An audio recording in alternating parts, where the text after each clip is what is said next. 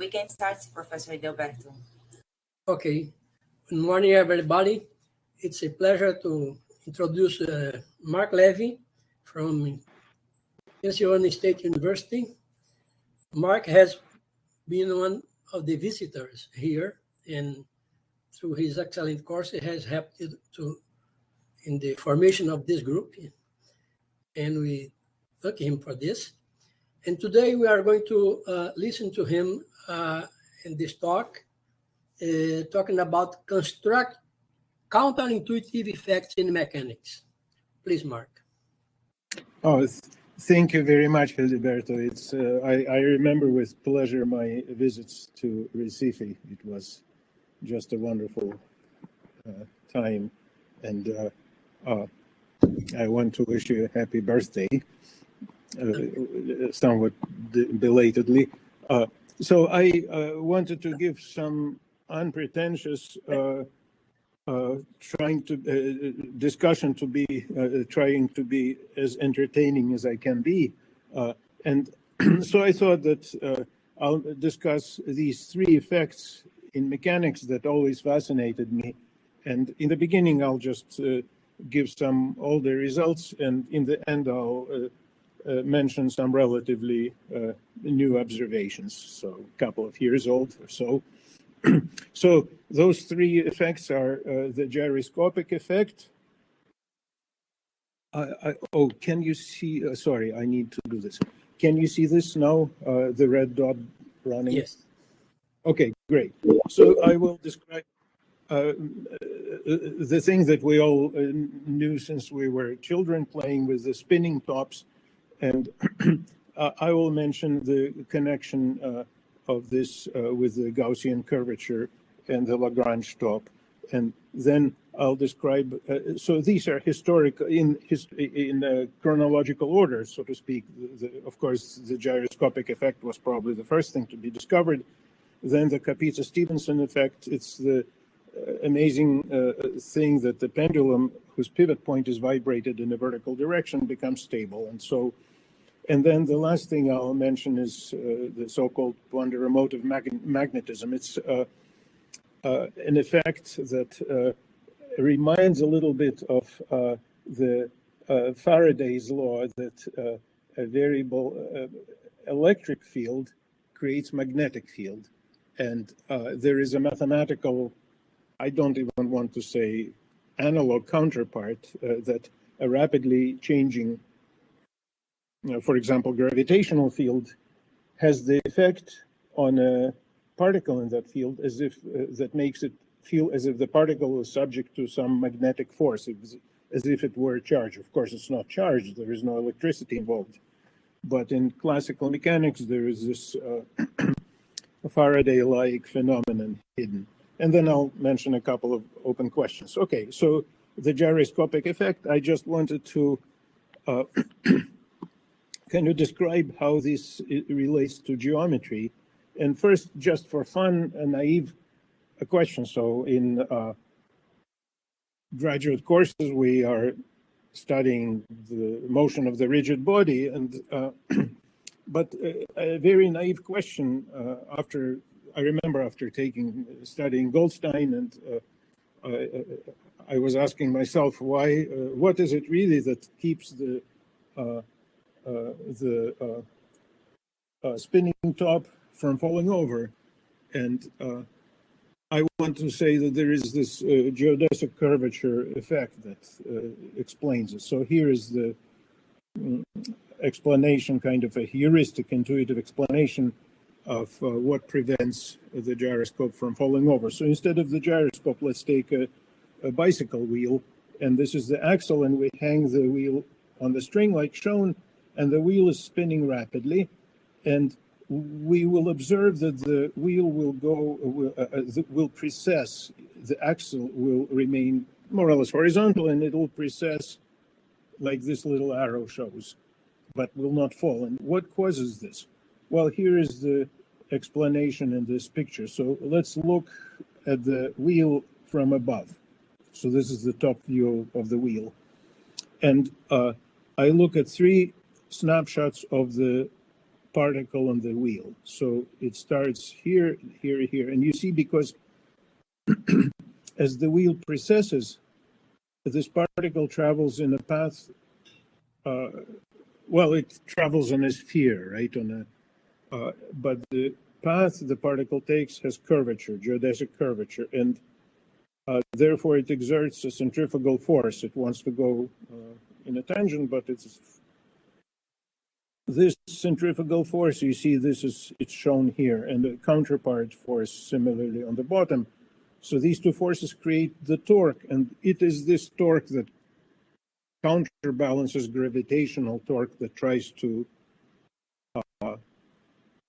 do the obvious thing with the wheel, and so that's what keeps the wheel up. So just as a little open problem for graduate students, it would be nice to derive an alternative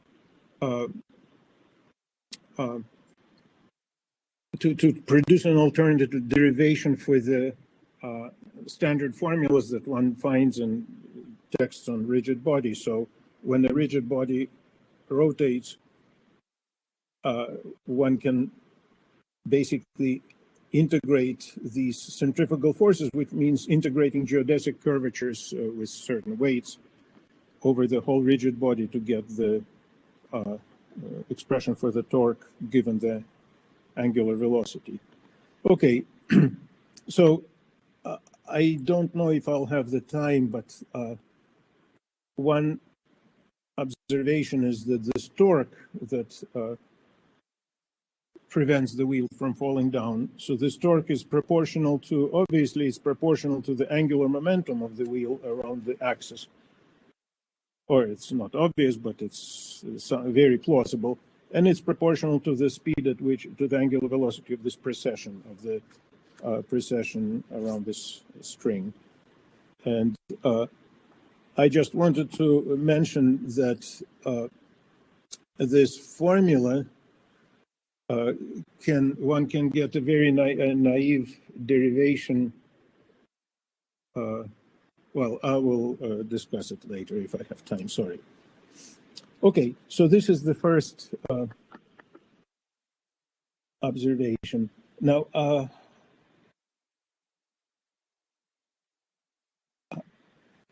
let me just, with my friend Graham Cox, by the way, some of it is joint work with him, Graham Cox, we were thinking of understanding some related phenomena, which I will describe later, but by a string of associations, we thought of this question. So it didn't come up in a vacuum, the following question. Looking at the geodesic motion, here is the next simplest, so to speak, situation. Take 2-point masses on the surface. So we're given a surface in R3, let's say, and given 2-point masses connected by a geodesic segment of fixed length epsilon, small length, and give them a spin with a rapid, with a high angular velocity. So it's like if epsilon was 0, it would just be a geodesic, right? A particle on the surface moving by inertia. But now this particle actually is like a binary. We can call it a geodesic binary. And the question is, what's the dynamics of the center of mass? Let's say, take the center of the midpoint of this geodesic, and of course, in the first approximation, it should move along a geodesic. But what's the effect of the spin of this binary?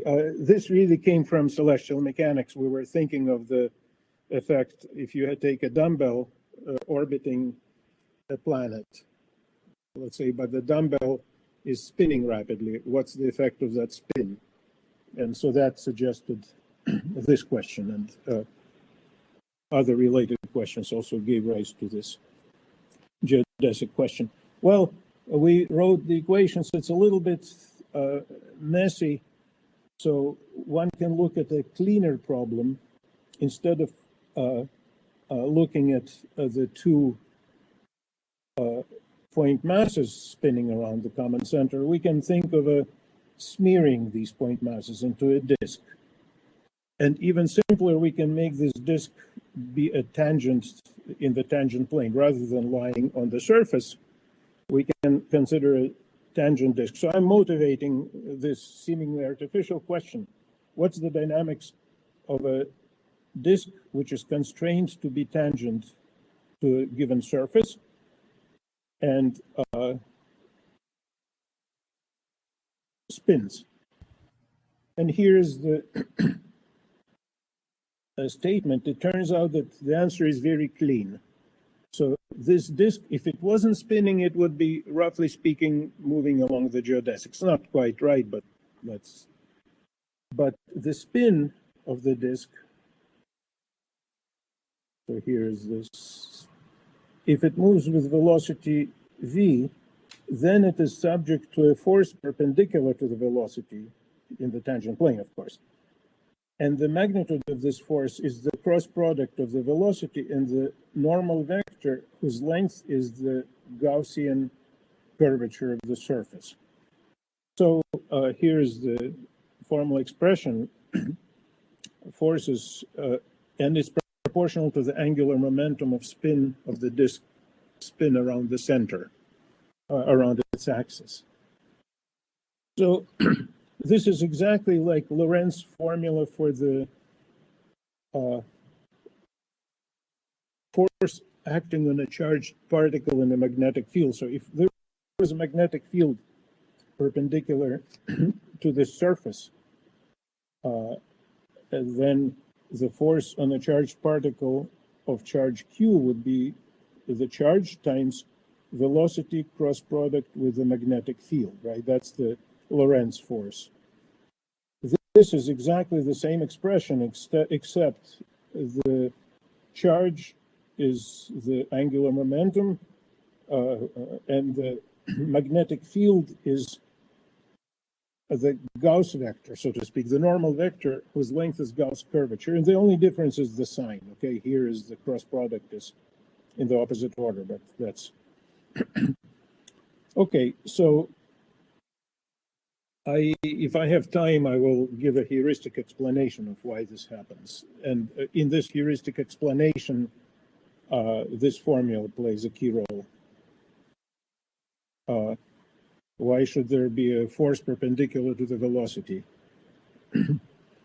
Okay, and I would like to describe an application to the Lagrange top. So Lagrange top is just a symmetric rigid body, axisymmetric rigid body, which can pivot in the presence of gravity. Well, that's exactly equivalent, mathematically, it's equivalent to a disk, spinning disk mounted on an axle, which can pivot on a point. You see, there is no sphere, but in effect, this disk is constrained to a sphere. And as a consequence of this theorem, the center of this spinning wheel, or equivalently the point on the sphere where the axis, some point on the axis of the Lagrange top, that point behaves exactly as a charged particle on the sphere with a magnetic field equal to the Gaussian curvature of that sphere. Well, of course, it's easy to miss because the expression for Gaussian curvature is obviously such a trivial thing. But in textbooks on mechanics, it probably should be part of every textbook that says that the Gauss curvature of the sphere plays a hidden role in all these formulas. And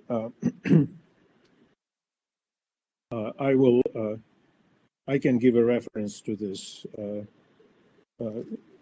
paper. I didn't say what's the radius of the sphere in terms of the parameters of this rigid body, but that's probably not very illuminating, and kind of I want to emphasize the point and suppress the details.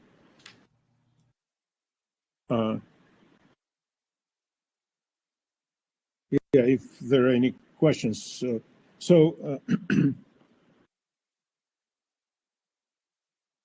Okay, so this is the gyroscopic effect and its connection to Gaussian curvature. Okay, so I would like, so the second counterintuitive effect, and that was discovered in 1908 by Stephenson, and that's why it's called the Capizza effect. When it was rediscovered by Kapizza. And that's what you see here. It's a rapid oscillation of the pivot point. It makes the upside down position of the pendulum stable, assuming high enough frequency for small amplitude. Okay, so the standard approach to explaining this phenomenon is to write the differential equation for the angle with the vertical. So L is the length of the rod, and A is the acceleration of the pivot in the vertical direction. It's rapidly changing, so omega is a large number. And so after long calculation, one can bring this equation to normal form while I high order terms. But basically, oh, I'm sorry, this is not quite correct. So never mind. So this is G.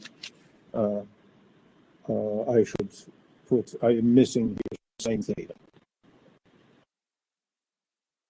Okay. And so one can, oops, I'm sorry. One can expel the time dependence into higher order terms, which I probably should have put here. And I want to point out that there is a geometrical hidden effect, which the normal form's long calculation does not address. It kind of misses.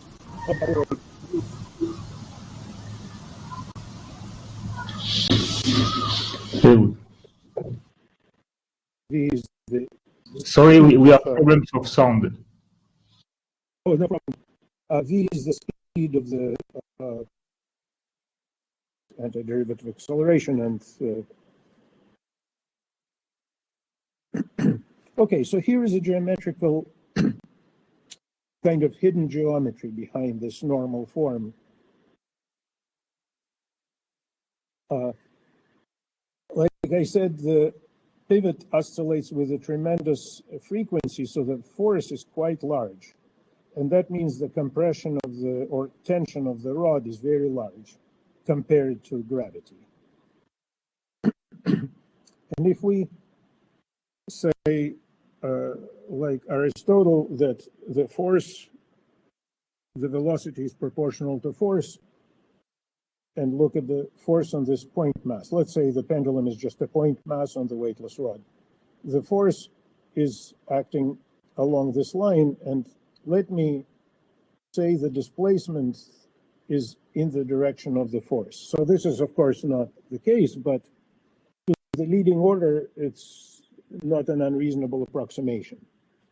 So in other words, instead of the actual pendulum, I'm considering a problem where the mass is constrained to only move in the direction of the rod. This constraint is very mild because I'm not interfering with the tremendous force involved, right? So if for this constraint problem, the mass will just move back and forth along a tractrix, actually. As this pivot moves up and down, this mass will move like this. So it's like a bicycle, right? It's the front wheel of the bicycle, a top view of the bike, right? I can think of the bicycle. Here's the, oops, front wheel. This is the front wheel of the bicycle going along the curb in a straight line back and forth. And this is the rear wheel of the bicycle, and this is the seat. Right, this is the top view. And the rear wheel goes back and forth along this line, and well, therefore it exerts a centrifugal force, which is proportional to the curvature and velocity squared, right? Times mass, right? That's the centrifugal force. So we discovered that if the mass were to move like this, it would actually not like it. It would try to move in this direction with this force. And now we can calculate what that force is. Well, curvature of the tractrix is easy to find. The velocity in this direction is just this times cosine theta. Here it is. And so the centrifugal force is mass times the curvature times the velocity squared, and here's the expression. And the remarkable thing is that with this two-line calculation, we recovered what takes about 1 page to discover by a messy calculation. Of course, this messy calculation is rigorous, and this derivation is not. So everything has its pluses and minuses. So I'm not saying that this is better than the other thing, but it's just complementary. But what it does, it kind of says that there is some geometry behind this. And I also wanted to make a quick remark that for the linear case, if we look at the small angle near vertical, what is the stability criterion? Well, sorry, never mind the small angles. For stability, this is again heuristic, right? But for stability, this stabilizing force that drives you towards the top should be greater than the gravitational component which drives you away from the top. So that's what this says. Centrifugal force should be greater than this mg sine theta. Well, centrifugal was the high school formula, and v squared over r, right? And for small theta, we get basically this criterion, right? So never mind the calculation. So for small theta, things drop out, and this just gives this condition, excuse me, and this should have been v. So it's a very simple criterion. The velocity v in the vertical direction of the pivot averaged, all of this should be averaged over time, right? Averaged over time divided by the length of the pendulum should be greater than g, than gravitational acceleration. That's a heuristic.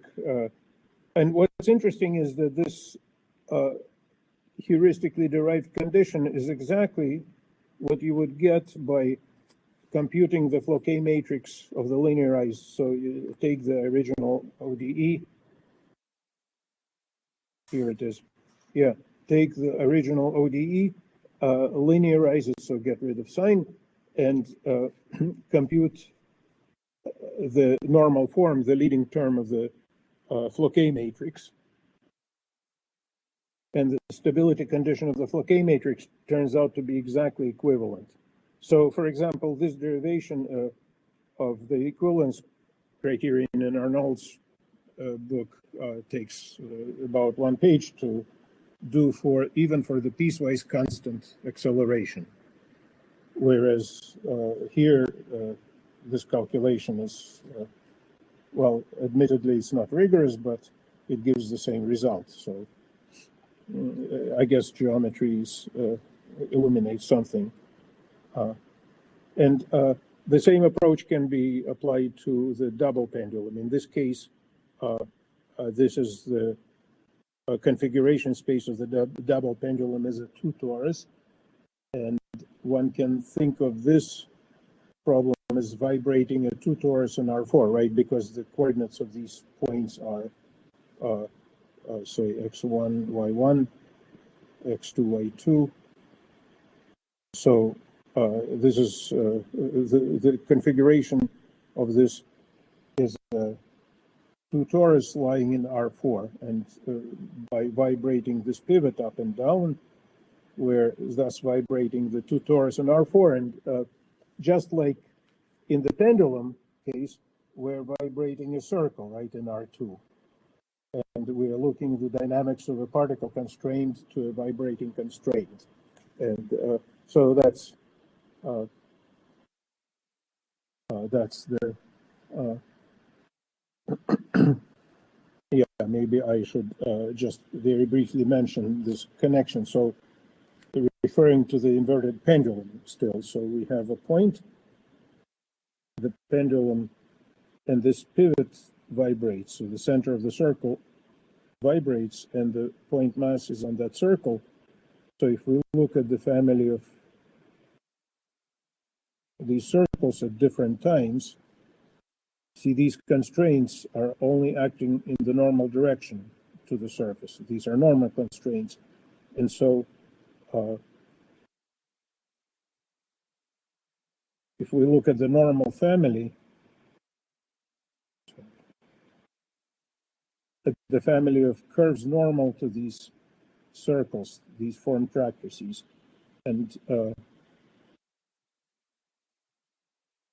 the force acts tangent to these curves, and that generates the effective force, just like with the centrifugal force in this picture. They generated normal force, and this can be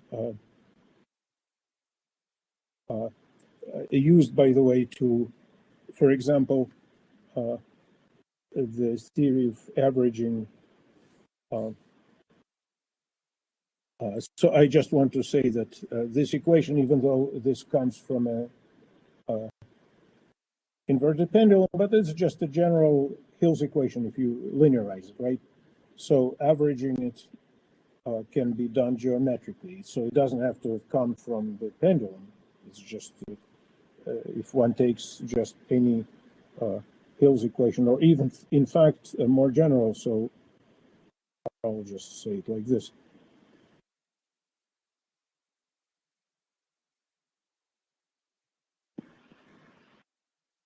So if one looks at the most general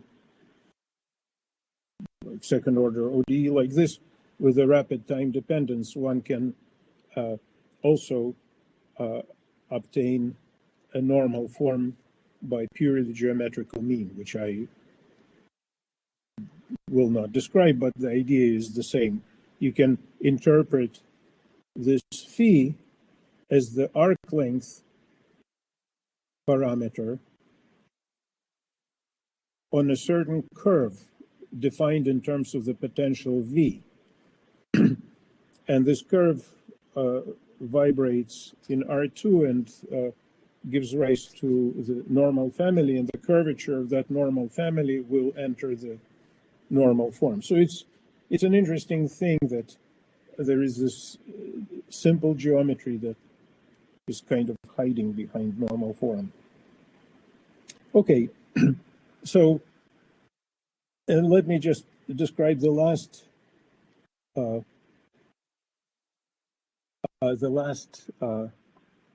phenomenon that is less well understood, and that's simple, but take a point in Rn. So, for example, a point in the plane, point mass in the plane, and the mass moves in the potential field. V is the potential. So gradient here is the gradient with respect to x. And it's rapidly changing. So the simplest example would be the saddle potential. Say, if you take saddle potential, let me just draw it. Sorry.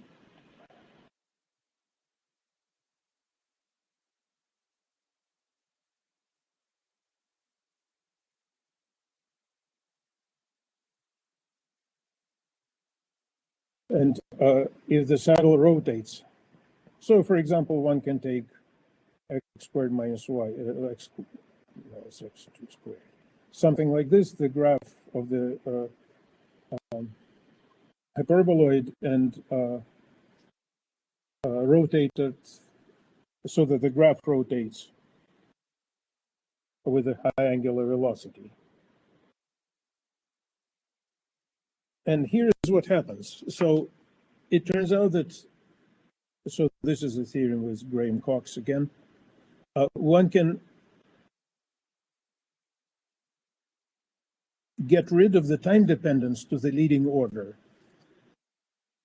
So one can introduce a new variable, y, by some transformation, and these two functions, f and g, they both depend on the potential v, and I don't want to bore anyone to give specifics, but basically from v, one can explicitly write expressions for f and g, and this new kind of guiding center, y, satisfies a nicer equation where the time dependence is only in the higher order terms. So epsilon is small. And this is what it is. So this y moves in a potential which is just the average of the potential y plus an additional, you see, even though plus an additional potential that's defined in terms of this, but doesn't depend on time. So by the way, this is called the ponderomotive potential. This is a standard name in physics. Ponderomotive. And this is this restoring potential, this restoring force in the inverted pendulum is an example of that. You see, it's this term in the, this is this W, this gradient of W. You see, it's an addition to the average of the. Okay, so far it's not maybe that surprising, but there is an additional. So this is the motion, this is the new potential, but what is, to me at least, surprising is that there is kind of a magnetic force acting on the particle. I say in quotes, of course, there is no electricity here, but a B is an antisymmetric matrix in the two, in R2, if X is, if we're in the plane, if the particle is in the plane, then it is just, can be expressed by, well, multiplying by I.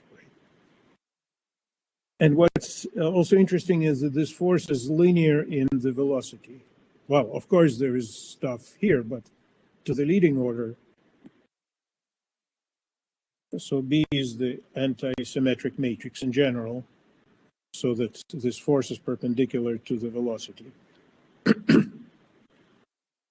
So maybe I can show some pictures, some videos of this, and then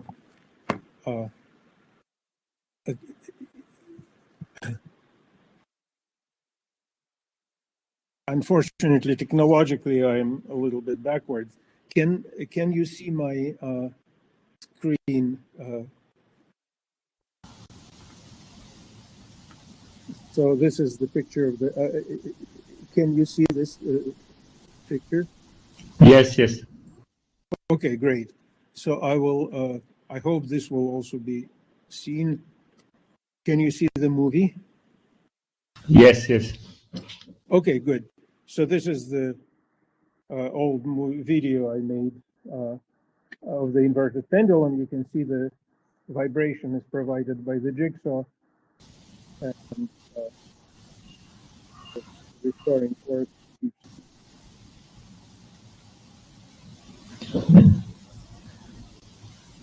Yeah. So that's the inverted pendulum. This is just the same, and this is animation of this bicycle, right? So here's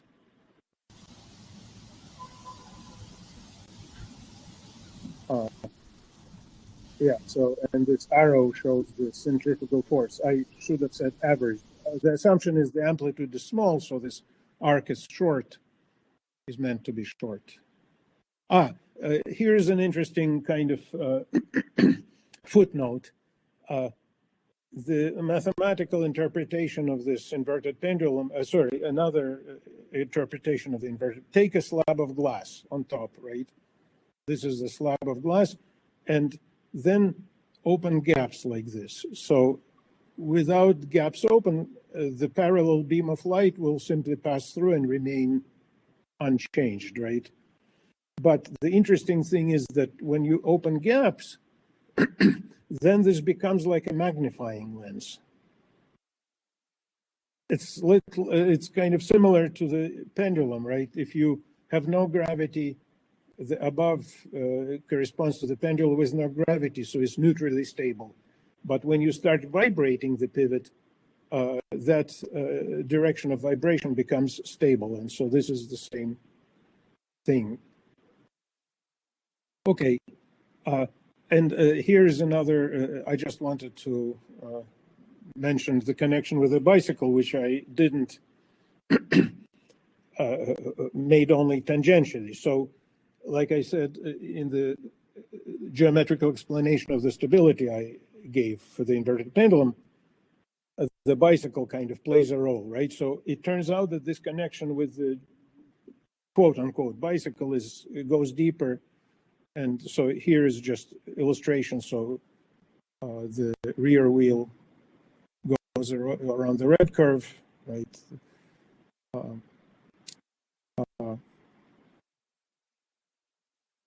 Here are some more examples. Front wheel goes around this, rear wheel goes like that. Here's the animation.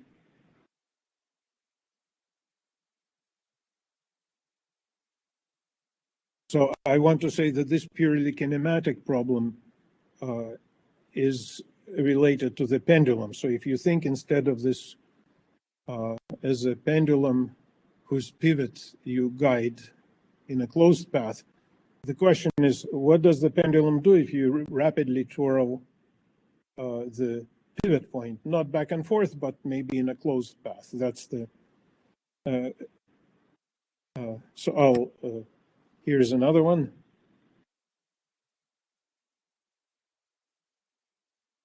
And you see, I drew the vector of centrifugal force. You see this curve is curved, and so if a point mass were to be constrained to it, it would experience centrifugal force C. And oh, here's another video, just for curiosity, what happens if the front wheel goes in a figure 8, and then the rear wheel approaches this butterfly shape on your left.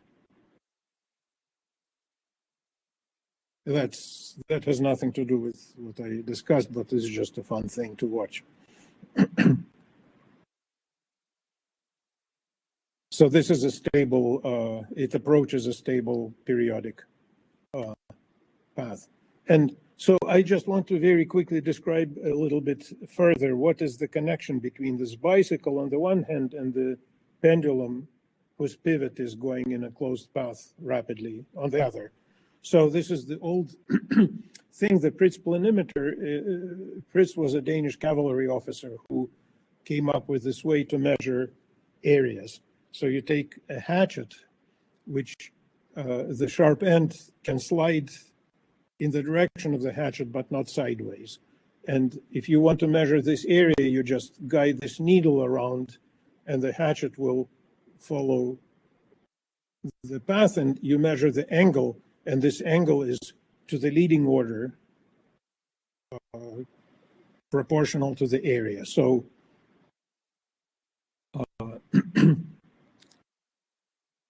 this leading order, I mean, this curve has to be small compared to the length of the hatchet. So this angle measures the area approximately, and there are some fine things.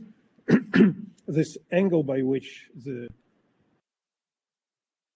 hatchet turns, this angle here, is proportional to the area, like I said, and it's also proportional, and the higher order correction, epsilon, is the size of the curve. It works for small size. It's proportional to another quantity, which is basically the torque. If you take the axis perpendicular to the starting position and imagine gravity pointing into the plane, into the screen, the torque that this lamina feels from gravity around this axis. That's this second term. But it doesn't matter really at this point. And now I want to say that this connection between the pendulum and the bike goes deeper. So if one takes, here's the equation of the angle of the pendulum whose pivot is guided in a closed path. And these A and phi, these are functions of the closed path. And the normal form, I want to very quickly pass through this point. And the normal form, if one gets rid of time to the leading order, turns out to contain all three terms. It contains the C, this curvature. It contains A and B that comes from the purely kinematic problem. So in the normal form, all of these terms are present. So I don't want to go into details. I just want to say that there is a kind of a close connection between normal form and geometry that goes deeper than the first mention I made. Okay, and so I also have some pictures of the Ponderomotive magnetism. So this is the last thing that I discussed. So if we take a saddle potential and rotate it around the, then, excuse me. So one can think of it like this. So a particle is in the plane, and at each point, there is a force that rotates with a constant angular velocity. So this is a snapshot of the vector field, of the force field, but all of these arrows rotate at the same angular velocity. And so you see the particle travels in a path like this. It wiggles, right? Because the velocity constantly rotates rapidly. And so the particle wiggles. And what actually attracted my attention to this is my colleague, Oleg Kirillov, who is a physicist. Oh, well, he showed me this graph, this plot, and I was really puzzled why this thing precesses. You know, this is another picture with a higher angular velocity, with omega bigger. This particle oscillates. So first of all, why does it get attracted to the origin, as the picture clearly shows? Because with the saddle, the average of this force is zero. If you know, it goes, its length is constant and it just spins. So if you average the force, the average force is zero, yet the net effect is attraction towards the origin. And furthermore, there is this precession. So here is the picture how it moves. You see, farther away the field is stronger, so it spins more violently. Near the origin, it's not as strong. And this is the normal form that I described. This is the y variable, right? That is the, after you transform, you can wash out all the time dependence to the higher order terms, and then the remaining motion is very nice. It looks like the Foucault pendulum. It's attracting, and it's also subject to magnetic force. That's what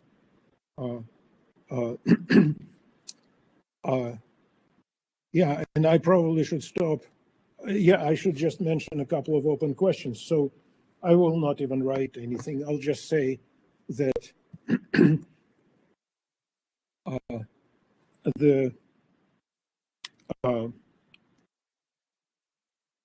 I still don't understand the origin of this magnetic force. I can give a heuristic explanation of the ponderomotive force, of the restoring force, why the things attract to the origin. That does have a geometrical explanation, but this kind of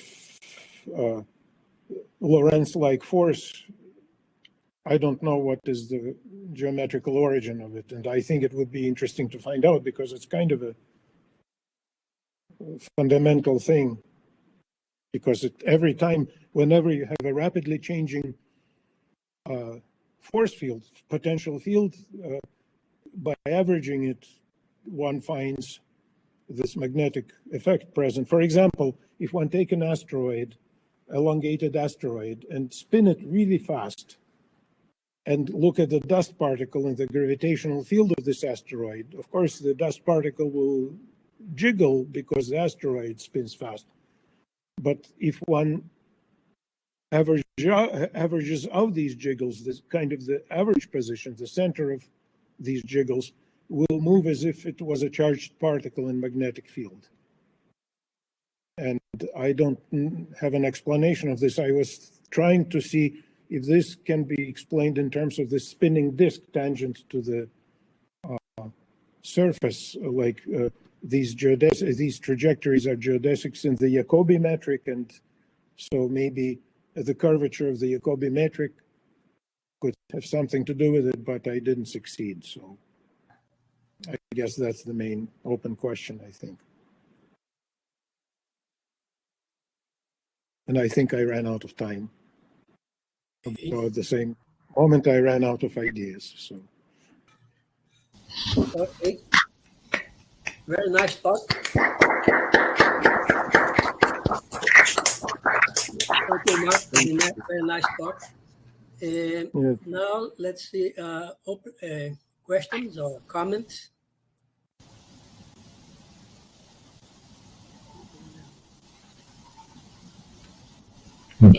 Maybe a question? Yes, yep. The last example was from celestial mechanics, but if I want one which is just an body problem, can I find some such example just with n-body problems? Let's say maybe a little binary colliding, nearly colliding, and the effect on the third one. Yeah, we were really, it's a great question. We were trying to do something like that, but what unfortunately happens is that the gravitational force is not, you need a rapid enough rotation, and when you make, let's see, you cannot make the rotation rapid enough without increasing the masses also, or, and that's, sorry, without,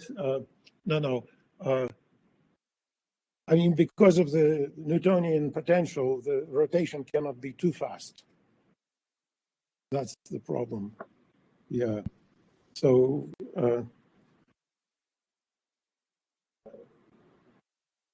if the potential was 1 over, let's say, higher than, I mean, if the force was 1 over r to the power greater than 2, then it would work. But I don't think this is observed in, that's why I said that an asteroid has to be rapidly rotating rather than saying 2 point masses rapidly going around each other. Yeah. If you tie them by a string, then it's okay. Then you can make them go fast, and then this asymptotics works. Thank you. Any other question? I have one. Oh, Mark, the stability criterion for the Kapizza pendulum. This is a linear stability or a nonlinear stability? Excuse me. That was just for well. Okay, so for linear stability, this trace condition, right? For the when I wrote, sorry, I will share this. How do I do this again? Oh yeah, here.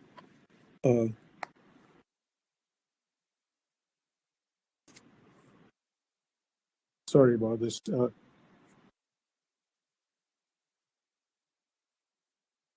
Yeah, this linear, I was talking about this criterion. It's one, of course, one needs also KAM to prove stability in the sense for all time. This was just basically to show that, let me just say to this. So there are these high order terms. So when I said stability criterion, I just meant to say that, you see, this term, the destabilizing, so if you look at this potential, the potential of this force, the potential can be, well, can have a local, it's a condition for the potential to have a local minimum. That's all I'm saying. But there's an additional time-dependent term. So basically, what I said is that the averaged equations should have a potential like this. That's the stability criterion. But on top of it, there is an additional time-dependent. And to prove stability, we would need to check the KAM conditions to make sure that there is twist. But that is okay. I don't think anyone really wrote it down, so that would be probably a good thing to just write down a rigorous proof. But I think that that should probably work okay, because there is twist, because sine is not a quadratic function. It's so the potential is sorry, not sine. The potential is that potential has twist, so it should work. Okay, thanks. Any other question?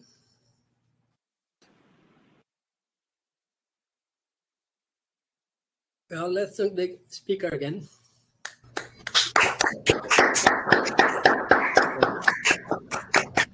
Thank you very much. It's really good. Up to you. Really good to see everybody. I hope we'll see in person. Mm-hmm. Thank you, Mark. Very nice. Thank you. Thank you, Mark. Professor Mark. Bye-bye. I will stop the recording to take a picture, Mike.